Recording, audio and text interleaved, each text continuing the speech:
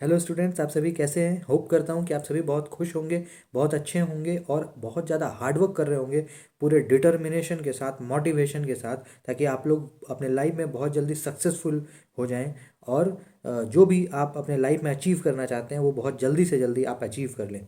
अपने वीडियो को शुरू करने से पहले आप सभी से मैं रिक्वेस्ट करता हूं कि मेरे चैनल को सब्सक्राइब कर लें, ज़्यादा से ज़्यादा लाइक करें, अपने फ्रेंड रिलेटिव सोशल मीडिया जहाँ पे भी आप शेयर कर सकते हैं। अगर वीडियो का कंटेंट अच्छा लगे तो प्लीज़ चैनल को, वीडियोस को ज़्यादा से ज़्यादा शेयर करें। आज का जो टॉपिक है जो मैं आपको कराने जा रहा हूँ वो है रिसर्च। ठीक है, रिसर्च एप्टीट्यूड, दैट इज़ अनुसंधान अभिक्षमता। ठीक है, हम सभी अपने जीवन में कहीं ना कहीं रिसर्च करते हैं और ख़ासकर जो जो बच्चे जेआरएफ या पीएचडी करना चाहते हैं उनके लिए रिसर्च एप्टीट्यूड का जो यूनिट है वो बहुत ज़्यादा इंपॉर्टेंट है। ठीक है, तो सबसे पहले हमें ये जानना होगा कि रिसर्च होता क्या है। देखिए, रिसर्च, री का मतलब क्या होता है, अगेन। तो search again and again is called research. जब आप किसी चीज़ को बार बार ढूंढते हैं, उसको उसे बहुत ज़्यादा इंटेंस में स्टडी करते हैं, इन डेप्थ में जाके स्टडी करते हैं और आप किसी नए पर्सपेक्टिव को, किसी नए दृष्टिकोण को डेवलप करते हैं, तो उसको रिसर्च कहा जाता है। रिसर्च करने का मतलब सिर्फ ये नहीं होता कि किसी नई चीज़ों को डेवलप कर देना मार्केट के अंदर, ठीक है, समाज के लिए किसी नई चीज़ को बना देना, वो तो रिसर्च है ना। लेकिन रिसर्च का मतलब बेसिकली क्या होता है कि जब आप किसी चीज़ को बार बार सर्च करें। ठीक है, अगर सपोज करिए कि कोई बुक लिखी गई है ना, कोई थ्योरी किसी फिलोसफर या फिर साइंटिस्ट के द्वारा दी गई है, तो आप उसको ज़्यादा से ज़्यादा पढ़ें, उसको अलग अलग पर्सपेक्टिव से पढ़ें, अलग अलग पॉइंट ऑफ व्यू से उसके बारे में सोचें और उसके बाद एक कंक्लूजन पे पहुँचें और उसके बाद आप कुछ नया देने की कोशिश करें। इसी को कहते हैं रिसर्च। मतलब किसी एक काम को जो ऑलरेडी हो चुका है हमारे सोसाइटी में, उस पे आप फिर से, जब आप उसको सर्च करते हैं, फिर से आप उसको पढ़ते हैं। उदाहरण के तौर पे मान लेते हैं कि नेहरू जी ने कोई पुस्तक लिखी, डिस्कवरी ऑफ इंडिया। आपने उस पुस्तक को फिर से पढ़ा और उस पुस्तक को पढ़ने के बाद अगर आपने किसी नए पर्सपेक्टिव से उस पुस्तक को पढ़ लिया या किसी एक नए पर्सपेक्टिव को आपने जन्म दे दिया, तो डेट इज़ कॉल्ड रिसर्च। ठीक है, अब आइए कि रिसर्च के क्या क्या कैरेक्टरिस्टिक्स होते हैं, ये भी जानना बहुत ज़रूरी है। क्योंकि रिसर्च जो होता है बहुत ही पायस चीज़ होता है, बहुत ही बड़ी चीज़ होती है और हम सभी के लिए बहुत ज़्यादा इम्पॉर्टेंट होती है। तो रिसर्च के कैरेक्टरिस्टिक्स को समझना बहुत ज़रूरी है, क्योंकि जब भी आप रिसर्च करेंगे तो इन सभी चीज़ों को आपको माइंड में रखना होगा और इससे क्वेश्चन भी हमेशा एग्जामिनेशन में बनते हैं। पहला पॉइंट होना चाहिए एक रिसर्चर के लिए कि वो हमेशा ऑब्जेक्टिव हो। इट मीन्स ऑब्जेक्टिविटी हो मांगती है रिसर्च, जिसका मतलब होता है निष्पक्षता, निष्पक्षतावाद। इट मीन्स कि जब भी आप रिसर्च करें तो आप किसी भी बायसनेस में ना पड़ें। इट मीन्स कि आपके विचार कुछ भी हों, आप किसी भी परिवार से बिलोंग करते हों, आपका बैकग्राउंड कुछ भी हो, आपको किसी भी तरह की बायसनेस नहीं करनी है। ऐसा ना हो कि आपने किसी लोभ लालच में या फिर किसी पूर्व, कोई आपके ऐसे आइडियोलॉजी से आप जुड़े हैं, किसी विचार से जुड़े हैं, तो उसके वजह से आपको जो लिखना है, आपको जो अनुसंधान करना है, आपने वो ना करके आपने चीज़ों को फैब्रिकेटेड वे में दिखा दिया, क्योंकि आप किसी की भलाई चाहते हो या किसी से आप जुड़े हो। ऐसा आप ना करें, आप बिल्कुल निष्पक्ष रहें। जितना ज़्यादा आप ऑब्जेक्टिव रहेंगे, जितना ज़्यादा निष्पक्ष रहेंगे, उतनी ज़्यादा आपकी रिसर्च की वैल्यू होगी। मार्केट में लोग उतना ज़्यादा आपको प्रेज करेंगे और वो नेशन के भी उतने काम में आएगा। अगर आप बायसनेस करेंगे, प्रेजिडिस करेंगे, पक्षपात करेंगे, तो आपका रिसर्च कहीं ना कहीं ऑथेंटिक नहीं होगा। ठीक है, दूसरी चीज़ होती है रिलायबिलिटी। जो रिसर्च होता है वो रिलायबल होना चाहिए, मतलब विश्वसनीय होना चाहिए। वो विश्वसनीय कैसे होगा? सपोज करिए कि आपने किसी गांव में रिसर्च किया। ठीक है, मान लेते हैं कि झारखंड के या बिहार के किसी गांव में आपने जाके वहाँ के हेल्थ इश्यूज़ पे अपना अनुसंधान किया। तो जब आप जो अनुसंधान करने के बाद जो आपकी रिपोर्ट होगी, आप जो रिपोर्ट सौंपेंगे सरकार को, अगर मैं वहाँ पे जाके रिसर्च करूँ उसी चीज़ पे, हेल्थ इश्यूज़ पे, तो मेरा भी कहीं ना कहीं रिसर्च का जो रिजल्ट आएगा वो वही आना चाहिए जो आपका रिजल्ट आया है। ऐसा ना हो कि आपने कुछ और रिजल्ट दिखाया और मेरा रिजल्ट कुछ और आ जाए, तब तो फ़ायदा ही नहीं हुआ ना अनुसंधान का। इसलिए रिसर्च हमेशा रिलायबल होना चाहिए, विश्वसनीयता होनी चाहिए उसमें। इसलिए आप जो भी रिसर्च करें उसमें टाइम दें, है ना, उसको बहुत ही इंटेंस में जाके सर्वे और क्वेश्चनेयर, केस स्टडी, मतलब अलग अलग मेथोडोलॉजी का आप प्रयोग करें, ताकि आपको बिल्कुल अच्छा जो आपका रिसर्च है वो वैल्यूएबल हो, ठीक है, रिलायबल हो। और चाहे कोई भी व्यक्ति उस विषय पे रिसर्च करे, उसका रिजल्ट कहीं ना कहीं आपके समान ही आए, तब वो क्या होगा, विश्वसनीय कहलाएगा। तीसरा होता है वैलिडिटी। आप जो भी रिसर्च कर रहे हैं वो वैध होना चाहिए, उसकी वैधता होनी चाहिए। ठीक है, इट मीन्स कि उसमें कोई सिस्टमेटिक एरर नहीं होना चाहिए। क्योंकि अगर आप अनुसंधान कर रहे हैं तो आपके ऊपर बहुत सारी जिम्मेदारी होती है, सरकार पैसा भी आप पे खर्च करती है, तो कहीं ना कहीं देश, सरकार, समाज को भी आपसे बहुत ज़्यादा आशा होती है। तो जब भी आप अनुसंधान करते हैं या कोई भी वैज्ञानिक अनुसंधान करता है, शोधार्थी अनुसंधान करता है, तो उसको हमेशा एरर से बचना चाहिए। और एरर से आप कब बचेंगे, गलतियों से आप कब बचेंगे, जब आप बहुत ज़्यादा स्टडी करेंगे, जब आप खुद से फील्ड में जाके सर्वे करेंगे, खुद से फील्ड में जाके रिसर्च करेंगे, तमाम तरह की चीज़ों को पढ़ेंगे, देखेंगे, समझेंगे, तब जाके क्या होगा कि आपका एरर जो है वो बहुत कम होगा। ठीक है, इस चीज़ पे आपको ध्यान देना है। इसके बाद हमारी होती है एक्यूरेसी। आप जो भी रिसर्च करेंगे वो बहुत एक्यूरेट होना चाहिए। ठीक है, अब सपोज़ करिए, उदाहरण के तौर पे अभी कोरोना है, कोरोना का टीका आ गया, महज 1 साल में ही भारत ने टीका बना लिया। ये बहुत बड़ी सफलता है भारत के वैज्ञानिकों के लिए।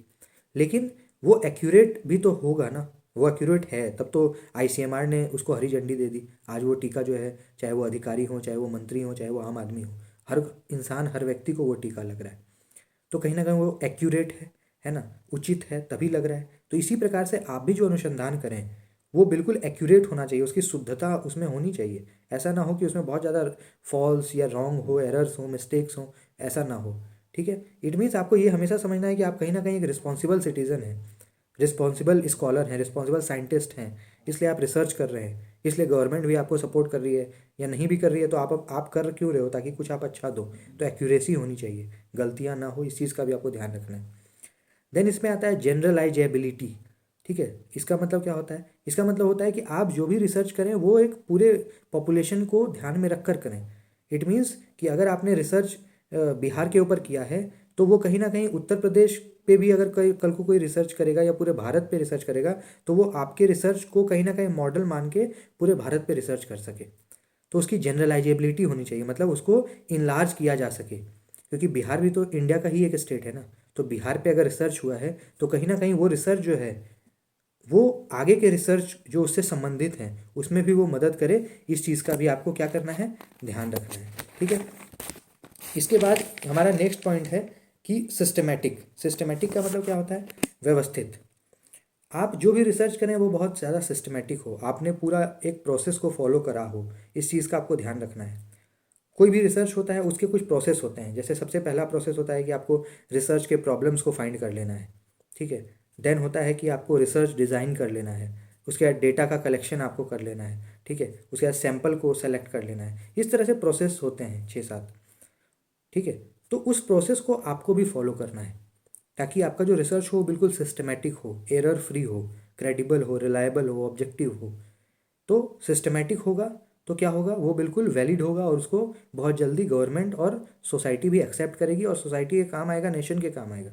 तो सिस्टमेटिक हो। इसके बाद नेक्स्ट कैरेक्टरिस्टिक्स है रिसर्च का कि वो साइक्लिकल होना चाहिए, चक्रीय। साइक्लिकल का मतलब क्या होता है कि जब आप कोई रिसर्च कर रहे हैं तो किसी एक प्रॉब्लम के सॉल्यूशन के लिए ही तो रिसर्च कर रहे हैं ना, अदरवाइज क्यों रिसर्च करेंगे। आपको किसी ना किसी प्रॉब्लम का सॉल्यूशन चाहिए, तभी तो आप रिसर्च कर रहे हैं। तो आप एक प्रॉब्लम के सॉल्यूशन हेतु रिसर्च कर रहे हैं, और जब आपका रिसर्च खत्म हो गया तो उसके बाद भी वो जो है प्रॉब्लम ओरिएंटेड होना चाहिए, ताकि उस पर आगे भी रिसर्च हो सके। ऐसा नहीं है कि अगर आज के टाइम में कोरोना का दवाई आ गया तो आगे भारत के अंदर कोई बीमारी नहीं आएगी, क्योंकि बीमारी तो कभी भी आ सकती है, कोई सी भी आ सकती है। तो आप जो रिसर्च जो होता है हमेशा प्रॉब्लम ढूंढता है, क्योंकि समाज में जितनी ज़्यादा प्रॉब्लम्स आएंगी उतना ज़्यादा रिसर्च होगा, और जितना ज़्यादा रिसर्च होगा उतना ज़्यादा हमारे पास सॉल्यूशन आएगा, हम उतने ज़्यादा डेवलप होंगे, है ना, उतनी ज़्यादा हमारे पास रेमेडीज, उतने सॉल्यूशंस आ पाएंगे। तो आपको हमेशा प्रॉब्लम ढूंढने के लिए तैयार होना चाहिए, और आपका रिसर्च ऐसा होना चाहिए कि हमेशा उस पर काम हो सके, भविष्य में भी लोग उसको मॉडल मानकर उस पर स्टडी करके आगे भी रिसर्च कर पाए। इस चीज़ का आपको ध्यान रखना है। ठीक है, इसके बाद होना चाहिए कि वो लॉजिकल होना चाहिए। लॉजिकल का मतलब क्या होता है, तर्क संगत। इट मीन्स कि उस पर क्वेश्चन आंसर्स हो, जो आपने रिसर्च किया। ठीक है, आपने मान लीजिए कोई दवाई बनाई, या आपने कोई नया थ्योरी दिया, या आपने कोई नई फिलॉसफी दी, तो उस पर जो है वो एक तर्क संगत होना चाहिए। इट मीन्स कि जब उस पर क्वेश्चन अराइज हो तो आप जवाब उसका दे पाए, है ना, उसका क्वेश्चन आंसर उस पर होना चाहिए, वो लॉजिकल होना चाहिए, उस पर जो है रीज़न होना चाहिए। जो भी आपने शोध किया है, जो भी आपने लिखा है रिसर्च करते वक्त, उन सभी का जवाब आपके पास होना चाहिए, है ना। और वो किसी जवाब होना चाहिए, वो तो एक बात है ही, लेकिन आपने जो लिखा है उसका कुछ ना कुछ रीज़न होना चाहिए। ऐसा ना हो कि आपने कुछ लिख दिया है वो उसका कोई रीज़न ही नहीं है, तो वो एक्सेप्टेबल नहीं होगा। आप जो भी अपने अनुसंधान में लिखते हैं उसका एक प्रॉपर रीज़न होना बहुत ही आवश्यक है। तो हमेशा लॉजिकल होना चाहिए रिसर्च। और नेक्स्ट है आपका कि वो रेप्लिकेबल भी होना चाहिए। रेप्लिकेबल कब होगा? रेप्लिकेबल का मतलब होता है अनुकरणीय, है ना, जिसको लोग फॉलो करते हैं। तो आपका रिसर्च को लोग फॉलो तभी करेंगे, अप्रिसिएट तभी करेंगे, प्रेज तभी करेंगे जब वो बिल्कुल क्रेडिबल और वैलिड होगा। तो क्या होगा, लोग उसको सोसाइटी में फॉलो करने लगेंगे और आगे आपके थीसिस को, आपके रिसर्च पेपर को ही एक मॉडल मान के आगे उस पर रिसर्च और ज़्यादा होगी, चाहे वो सरकार की तरफ से हो, चाहे वो स्टूडेंट्स करें, साइंटिस्ट करें, लेकिन करेंगे। तो आपका रिसर्च ऐसा हो जो रेप्लिकेबल हो, मतलब काम का हो, आगे भी लोग उसको मॉडल मान के आगे भी रिसर्च कर पाएँ। ठीक है, तो ये बहुत इंपॉर्टेंट है। तो ये मैंने आपको पूरा रिसर्च का कैरेक्टरिस्टिक्स बता दिया। देखिए, रिसर्च एक बहुत ही पायस चीज़ है, मैंने शुरू में ही बोला। तो रिसर्च जो होता है ये बहुत ही सावधानीपूर्वक, बहुत ही अटेंटिवली करने की चीज़ होती है।